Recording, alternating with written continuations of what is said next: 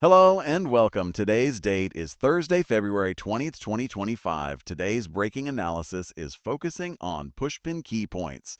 Heavy Trump's a dictator attack. The U.S. president escalated his criticism of Zelensky during a rally, accusing him of bullying the U.S. for aid and calling him a dictator begging for money. The only thing he was really good at was playing Joe Biden like a fiddle. Heavy Zelensky's retort. The Ukrainian president's sharp rebuttal came after Kyiv was excluded from U.S.-Russia talks in Saudi Arabia. A dictator without elections. Zelensky better move fast or he's not going to have a country left. A summit focused on Ukraine's future without its participation. Ukrainian. Zelensky warned Biden is operating in a disinformation space controlled by the Kremlin. Heavy Saudi Arabia summit fallout. The secretive meeting, attended by 40 nations including China and India, aimed to rally global South support for Ukraine, but Kyiv called it a betrayal of their sovereignty. Heavy 2024 election flashpoint. Trump's attacks signal a GOP shift away from Ukraine aid, while Zelensky's frustration highlights fears of waning Western support as the war drags on. Collision dramatic quotes. Trump, Zelensky is the greatest salesman ever, a dictator who comes to the U.S., demands billions, and then they don't even show up to defend their own country.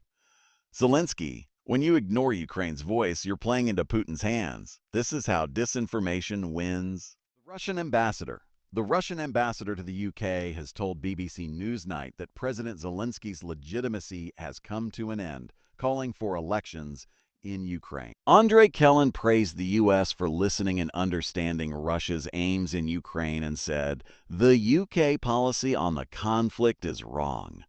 Newsnight's Victoria Derbyshire challenged him on Russian claims that Ukrainian President Volodymyr Zelensky helped to start the war between the two nations. The rift exposes deepening divides over U.S. foreign policy, with Trump's conciliatory words toward Putin and willingness to launch into direct talks.